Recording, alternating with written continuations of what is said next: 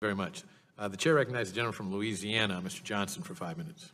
Thank you, Mr. Chairman, and thank you for being here today, sir.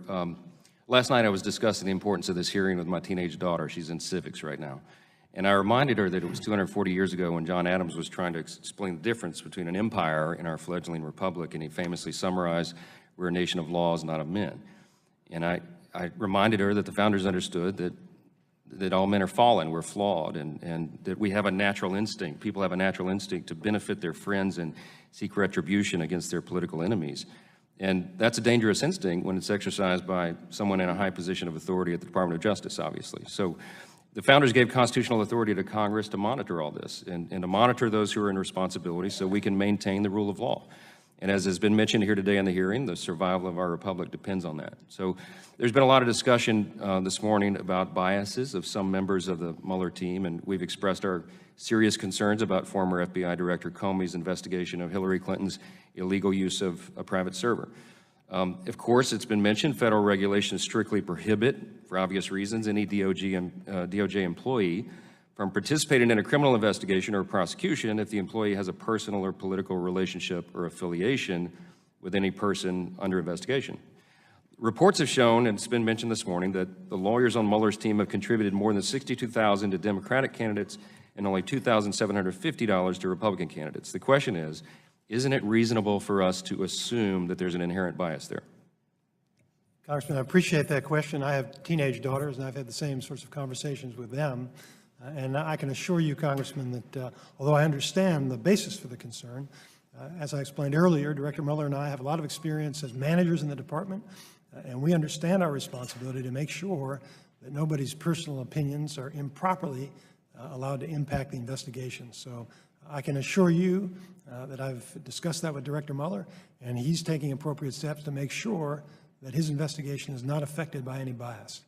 What are those appropriate steps? I mean, let us know what that looks like. I know you've explained it a little bit, but just yes, sir. For my daughter back home, what does that look like? I appreciate it. I think there's several aspects to it. Pardon me. Number one is the tone that you set around the office of making clear to everybody that although they may have personal political views, it's not to factor into their work and they're not to discuss it in the context of their work. Number two, it's the process that we have within the Department of Justice. Nobody does anything on their own. Everything is subject to review, and the more significant the matter, the higher level the review, and the more people are involved in reviewing it. And of course, we have external checks as well. We have our Inspector General, our Office of Professional Responsibility. And for any matters that we bring, of course, in the Department of Justice, we need to be prepared to prove our case in court beyond any reasonable doubt, so you need admissible evidence. So there are several levels of checks within the department.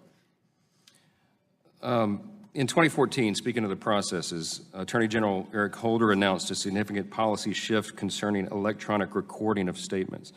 And there was established at that time a presumption that the FBI and other federal law enforcement agencies will record all interviews of witnesses and suspects. The question is that policy still in place today? I believe that the policy had to do only with custodial subjects, that is somebody who's in custody of the FBI, not with mere witnesses. With regard to the interview of former Secretary of State Hillary Clinton about her email server in 2016, was that recorded? Do you know? I have no personal knowledge of that. My understanding from what I've read in the media is no. Could you find that out for us specifically? Certainly. If it was not recorded, would you have any idea why that would not have been recorded under that policy? I think the norm would be for a non-custodial interview not to be recorded. That's my understanding. If it was her email server, wouldn't it be implied that she was a custodian of? No. Not at that time? That policy only applies to folks who actually have been arrested and are in custody at the time of the interview. That's not the way I understood that policy, but I'll defer to you on that. But if you can't get us follow-up information on that, it'd be helpful.